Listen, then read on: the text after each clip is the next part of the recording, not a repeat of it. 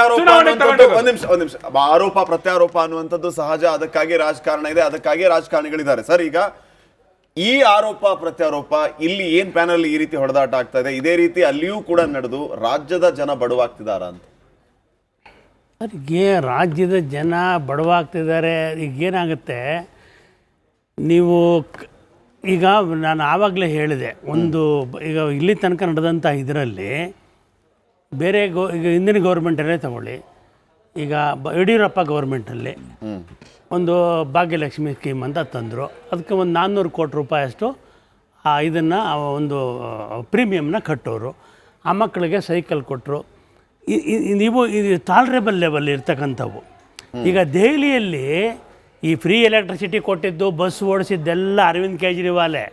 ಇವತ್ತು ಅರವಿಂದ್ ಕೇಜ್ರಿವಾಲ್ ಎಲ್ಲಿದ್ದಾರೆ ಸರ್? ನೀವೆಲ್ಲ ಗ್ಯಾರಂಟಿ ಕೊಟ್ಟ ಕೂಡಲೇ ಮತದಾರನೆಲ್ಲ ಓಲೈಕೆ ಮಾಡ್ಬೋದು, ಎಲ್ಲ ನಮ್ಮ ಪರನೇ ಇದ್ದುಬಿಡ್ತಾರೆ ಅನ್ನೋದು ಆ ಭಾವನೆಗಳು ಯಾರೂ ಇಟ್ಕೊಳ್ಳೋದು ಬೇಡ ಯಾರಾದ್ರೂ. ಈಗೇನಾಗಿದೆ, ಈ ಗ್ಯಾರಂಟಿ ಸ್ಕೀಮು ಕರ್ನಾಟಕದ ಮಾಡಲಿದೆಯಲ್ಲ, ಇದೊಂಥರ ನಿಮಗೆ ಈ ಏನು ಸಾಂಕ್ರಾಮಿಕ ರೋಗದಿಂದ ಎಲ್ಲ ಕಡೆ ಅದು ಸಹಜ. ಅದು ಒಬ್ಬ ಪೊಲಿಟಿಕಲ್ ಪಾರ್ಟಿಯಾಗಿ ಈಗ ಬಿಹಾರದಲ್ಲಿ ಅವರು ಆಯಿತು ನಾವೇನು ಕೊಡೋದಿಲ್ಲ, ನಮ್ಗೆ ಓಟ್ ಹಾಕಿದ್ರೆ ಜನ ಓಟ್ ಹಾಕ್ತಿದ್ರ ಸರ್ ಅವ್ರಿಗೆ? 10,000 ಕೊಡ್ತೀವಿ ಅಂತೇಳಿದ್ರು, ಜನರಿಗೆ ಇಂಪ್ರೆಸ್ ಆಯಿತು, ಆಯ್ತಪ್ಪ ಈ ಗೌರ್ಮೆಂಟ್ ನಮಗೇನೋ ಸಹಾಯ ಮಾಡ್ತಾಯಿದೆ ಅಂತ ಹಾಕಿದರು. ಹಾಗೆ ಬಿಹಾರದಲ್ಲಿ ಆಯಿತು, ಇದರಲ್ಲಾಯಿತು. ಈಗ ತಮಿಳ್ನಾಡಿನಲ್ಲಿ ಇನ್ನು ಏಪ್ರಿಲ್ ಮೇನಲ್ಲಿ ಆಗೋದ್ರಲ್ಲಿ ಆಗಲೇ ಸ್ಟಾಲಿನ್ ಅವರು 5,000 ಅಂದರೆ ನೀವು ಎಲೆಕ್ಷನ್ಗೆ ಮುಂಚೆನೇ ಇದು ನಾವು ಮಾಡದಿದ್ದರೆ ಜನ ನಮ್ಗೆ ಓಟ್ ಹಾಕಲ್ಲ ಅನ್ನೋ ಒಂದು ಮೈಂಡ್ ಸೆಟ್ಟನ್ನೇ, ಆ ನೆರೆಟಿವ್ನೇ ಕ್ರಿಯೇಟ್ ಮಾಡ್ತಾ ಇದ್ದೀರಿ ನೀವು. ಅದನ್ನು ಬಿಟ್ಬಿಡಿ, ಅದನ್ನು ದಯವಿಟ್ಟು ಯಾರಾದರೂ ಆಗಲಿ. ಯಾಕಂತ ಹೇಳಿದ್ರೆ ಈಗ ನೀವು ಕೊಡಬೇಕಾ ಸ್ಕೀಮ್ಗಳನ್ನು ಕೊಡಿ, ಬಡವ್ರಿಗೆ ಆಗೋಂಥ ಸ್ಕೀಮ್ಗಳು. ಈಗ ಇಷ್ಟು ವರ್ಷ ಆದ್ರೂ ನಾವು ಬಡತನದಲ್ಲಿ, ಈಗ ನಮ್ಮ ಇದರಲ್ಲಿ ಎಷ್ಟು 8 ಲಕ್ಷ ಫ್ಯಾಮಿಲಿಗಳು.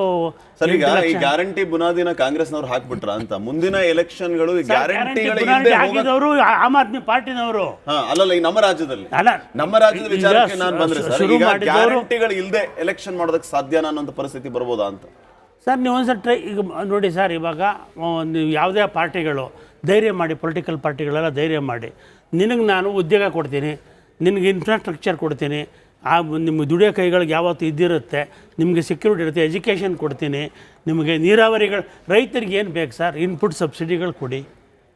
ಬೇಡ ಆಗ್ಲಿಲ್ಲ. ಪಾರ್ಟಿ ಟು ಪಾರ್ಟಿ ಇದು ಕಾಪಿ ಆಗ್ತಾ ಹೋಯ್ತಲ್ಲ.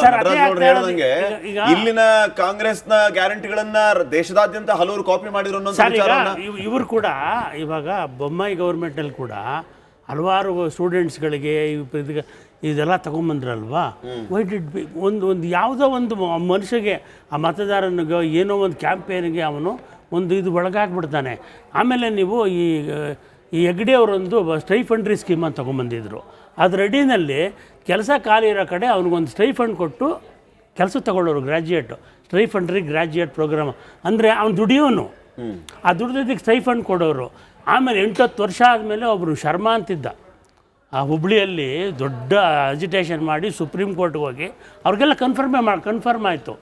ನೀವು ಈಗ ಮನೇಲಿ ಕೂತು ಹುಡುಗನಿಗೆ 2,000 ರೂಪಾಯಿ ಕೊಡೋದು ನನಗೆ ಯಾಕೋ ಅದು ಒಳ್ಳೆ ಕ್ರಮ ಅಂತ ಅನಿಸೋದಿಲ್ಲ. ಅದು ಎಷ್ಟು ದಿನ ಕೊಡೋಕ್ಕಾಗತ್ತೆ? ಆಮೇಲೆ ಇವತ್ತಿಗಿರೋ ಸ್ಥಿತಿನಲ್ಲಿ ಸರ್ ನಮಗೆ ಇಂಜಿನಿಯರಿಂಗ್ ಬರೋ ಲಕ್ಷಾಂತರ ನಿಮಗೆ ನೀವು ಏನಿಲ್ಲ ಸರ್, ರೈತನಿಗೆ ನೀರಾವರಿ ಮಾಡಿ, ಇದಕ್ಕೆ ಸೀಡ್ಸ್ ಕೊಡಿ, ಒಳ್ಳೆ ಕ್ವಾಲಿಟಿ ಗೊಬ್ಬರ ಕೊಡಿ. ಅವನು ದುಡಿಯೋಕ್ಕೆ ಶುರು ಮಾಡಿದರೆ ಈಗ ಸುಪ್ರೀಂ ಕೋರ್ಟ್ ಯಾಕೆ ಹೇಳ್ತಾ ಇದೆ ಅಂದರೆ ನಮ್ಗೆ ಕೆಲಸಗಾರರು ಯಾಕೆ ಸಿಗೋದಿಲ್ಲ ಅಂತ ಹೇಳ್ತಾ ಇದ್ದಾರೆ ಅಂತ ಹೇಳಿದರೆ, ಈಗ ನಿಮಗೆ 2,000 ರೂಪಾಯಿ, ಈಗ ಇಲ್ಲೇ ಒಂದು ಫ್ಯಾಮಿಲಿಗೆ ಕನ್ನಡದಲ್ಲಿ 5,000-6,000 ರೂಪಾಯಿ ಹತ್ತತ್ರ ಒಂದು ಅಶ್ಯೂರ್ಡ್ ಆಗುತ್ತಲ್ವ ಸರ್. ಈಗ ನಾನು ಒಂದು ಕಾಲಕ್ಕೆ 1,500ದಿಂದ 1,25,000-2,000 ರೂಪಾಯಿ ತನಕ ಎಲೆಕ್ಟ್ರಿಸಿಟಿ ಬಿಲ್ ಕಟ್ತಿದ್ದೆ. ನಾನು ಬೆನಿಫಿಷರಿ. ಈಗ ನನಗೂ 0 ಬರುತ್ತೆ. ಯಾಕಂದ್ರೆ ನನ್ನ ಎಂಟರ್ಟೈನ್ಮೆಂಟು ಅವರು 139 ಯೂನಿಟ್ ಏನೋ ಕೊಟ್ಟಿದ್ದಾರೆ, ನಾನು ಅಷ್ಟು ಯೂಸ್ ಮಾಡೋದಿಲ್ಲ. ನಾನು ಈಗ ನಾನು ಅಷ್ಟು ವರ್ಷ ನಾನು ಬಿಲ್ ಕಟ್ತಾ ಇದ್ದೆ. ಇವಾಗ ಆ ರೀತಿಯಾಗಿ ಯಾರೋ ಕಟ್ಟಕ್ಕಾಗೋ ಸ್ಲಬ್ನಲ್ಲಿರೋನೊಬ್ಬನಿಗೆ ಕಟ್ಟಕ್ಕೆ ಅವ್ನಿಗಾಗೋದಿಲ್ಲ, ಅವ್ನಿಗೆ ಕೊಡಿ ಫ್ರೀ. ಅಲ್ಲಿ ಆಗದೇ ಇದ್ದವನಿಗೆ, ಅವನು ಇದರಲ್ಲಿದ್ದವನಿಗೆ ಈಗ ಏನಾಗಿದೆ ಅಂದರೆ ಕಾಂಗ್ರೆಸ್ನವ್ರಿಗೂ ಈಗಾಗ ಅರ್ಥ ಆಗ್ತಾ ಇದೆ, ನಾವು ಸಾರ್ವತ್ರಿಕವಾಗಿ ಮಾಡಿದ್ದು ಯಾಕೋ ಸರೋಗ್ಲಿಲ್ಲ. ಏನಾದರೂ ಈಗ ಏನಾಗುತ್ತೆ ಸರ್, ಈಗ ಇದ್ದಕ್ಕಿದ್ದಂಗೆ ಅವ್ರು ಒಂದು ಸ್ಟೆಪ್ ಹಿಂದಕ್ಕೆ ಹೋದರೆ ಇವಾಗ ಜನರ ಆಕ್ರೋಶಗಳು ಏನಾಗ್ತದೆ ಈಗ ಈ ಉದ್ಯೋಗದಲ್ಲಿ ಆಯ್ತಲ್ವಾ ವಿಜೇಂದ್ರ ಹೇಳಿದ್ರು ಬಡಗಿ ತಗೊಂಡು ಹೊಡಿತಾರೆ ಅಲ್ವಾ ಗ್ಯಾರಂಟಿ ಹಂಗಾಗಿ ಏನಾಗುತ್ತೆ ನೀವು ಕೊಟ್ಟಿದ್ದನ್ನ ಸರ್ ಅಂತ ಹಿಂದಕ್ಕೆ ತಗೊಳ್ಳೋದು ಇದೆಯಲ್ಲ ಸರ್ ಅಷ್ಟು ಸುಲಭಕ್ಕೆ ಅವ್ರು ಏನೋ ಅವ್ರಿಗೆ ಅನ್ಸಿರ್ಬೇಕು ಬಡಗಿ ತಗೊಂಡು ಹೊಡಿತಾರೆ ಚುನಾವಣೆ ಸೋತ್ರಲ್ಲ ಈಗ ರಾಜ್ಯದ ಜನ ನೋಡ್ತಿದ್ದಾರೆ ನಟರಾಜ್ ಗೌಡ್ರೆ, ಈಗ ಈ ರಾಜಕಾರಣ ಇದನ್ನೆಲ್ಲ ಪಕ್ಕಕ್ಕಿಡಿ, ಸತ್ಯ ಏನು ಅಸಲಿ ಏನ್ ನಡೀತಾ ಇದೆ ಕಾಂಗ್ರೆಸ್ ಗವರ್ಮೆಂಟ್ ಅಲ್ಲಿ, ಯಾಕೆ ತೊಂದರೆ ಆಗ್ತಾ ಇದೆ?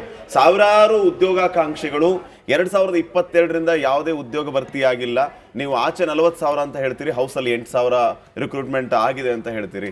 ಇಷ್ಟು ಜನ ಉದ್ಯೋಗಾಕಾಂಕ್ಷಿಗಳು ಈಗ ಪ್ರತಿಭಟನೆಯನ್ನ ಮಾಡ್ತಾ ಇದ್ದಾರೆ, ಕಣ್ಣೀರ್ ಹಾಕ್ತಾ ಇದ್ದಾರೆ. ನಾವಿನ್ನೂ ಎಷ್ಟು ದಿನ ಅಂತ ತಂದೆ ತಾಯಿ ದುಡ್ಡಲ್ಲಿ ಜೀವನ ಮಾಡೋಣ ಅಂತ. ಏನ್ ಸಮಸ್ಯೆ ಆಗ್ತಿದೆ ಸರ್? ಯಾಕೆ ಉದ್ಯೋಗ ಭರ್ತಿ ಆಗ್ತಾ ಇಲ್ಲ? ಯಾಕೆ ಇವರೆಲ್ಲ ಒಂದು ಪ್ರತಿಭಟನೆ ಮಾಡುವಂತ ಪರಿಸ್ಥಿತಿ ಆಗಿದೆ? ಯಾಕೆ ಹೊರೆ ಆಯ್ತು ಅನ್ನುವಂತ ಕನ್ಕ್ಲೂಷನ್ ಬಂದ್ರಿ? ಈಗ 5 ಪಾಯಿಂಟ್ ನಾನು ನಿಮ್ಗೆ ಹೇಳ್ತೀನಿ ಈ ವಿಷಯದಲ್ಲಿ. 2020ರಿಂದ ಅದು ಏನೋ ಬ್ಯಾಕ್ಲಾಕ್ ಇದ್ದೇ ಇದೆ, ಯಾವುದು ಕೂಡ ನೇಮಕಾತಿ ಸರ್ಕಾರಿ ಉದ್ಯೋಗಗಳ ನೇಮಕಾತಿ ಆಗಿಲ್ಲ. 2,84,000 ಉದ್ಯೋಗಗಳು ಬಾಕಿ ಇದೆ, ನಿಜ. ಈಗ 2021-22ರಲ್ಲಿ PSI ಹಗರಣದ ನಂತರ ಯಾವುದೇ ಇಲಾಖೆಯಲ್ಲಿ ನೇಮಕಾತಿ ಆಗಲಿಲ್ಲ. ನಮ್ಮ ಸರ್ಕಾರ ಬಂದ ಮೇಲೆ BJP ಸರ್ಕಾರದಲ್ಲೇ ಕೂಡ ಅನುಮೋದನೆ ಮಾಡಿದಂತಹ ಶಿಕ್ಷಣ ಇಲಾಖೆಯಲ್ಲಿ 13,353 ಏನು ಶಿಕ್ಷಕರಿಗೆ ನೇಮಕಾತಿ ಆಯಿತು BJP ಸರ್ಕಾರದಲ್ಲೇ ಆಯ್ತಾ. ಅದು BJP ಸರ್ಕಾರದಲ್ಲೇ ಶುರು ಮಾಡಿದ್ದು, ಬಟ್ ನಾವು ಅದನ್ನು ಪರಿಪೂರ್ಣ ಮಾಡಿದ್ವಿ 2024ರಲ್ಲಿ. ನಾವು PSI ಹಗರಣವನ್ನು ಅದನ್ನು ತಿರ್ಗಾ ಮತ್ತೆ ಮರುಪರೀಕ್ಷೆ ಮಾಡಿಸಿ ಅವ್ರಿಗೆ 950 ಜನಕ್ಕೂ 402 ಮತ್ತು 545 ಇಬ್ಬರಿಗೂ ಕೂಡ ಮತ್ತೆ ನಾವು ತರಬೇತಿ ಆಗೋಗಿದೆ. ಆರೋಗ್ಯ ಇಲಾಖೆಯಲ್ಲಿ 2024ರಲ್ಲಿ 2,000 ನೇರ ನೇಮಕಾತಿ.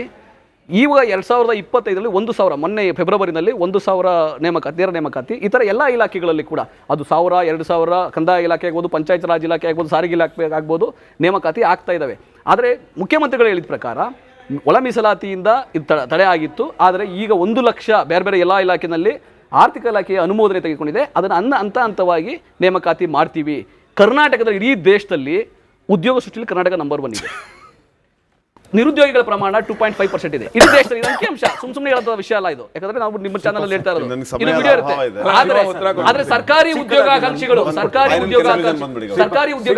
2020ರಿಂದ ನೇಮಕಾತಿ ಆಗಿಲ್ಲ ಅನ್ನೋದು ಮಾನ್ಯ ಮುಖ್ಯಮಂತ್ರಿಗಳು ಸಿದ್ದರಾಮಯ್ಯನವರು ಅವ್ರಿಗೆ 5 ವರ್ಷಗಳ ವಯೋಮಿತಿಯ ಸಡಿಲವನ್ನ ಕೊಟ್ಟಿದ್ದಾರೆ.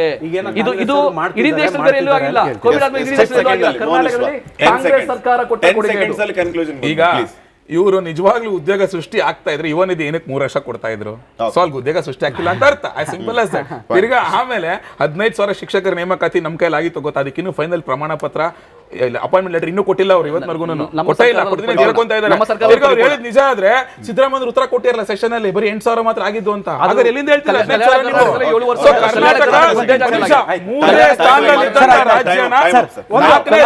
ಬಂದಿದ್ದು ಕಾಂಗ್ರೆಸ್ ಒಂದೇ ಒಂದು ಉದ್ಯೋಗ ಸೃಷ್ಟಿ ಮಾಡಕ್ಕಾಗಿಲ್ಲ.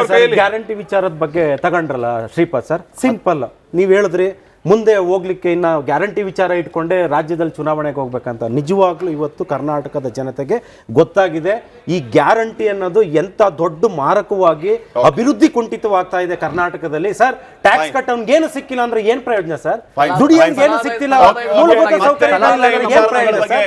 ಚರ್ಚೆ ಮಾಡೋಣ. Fine sir, fine.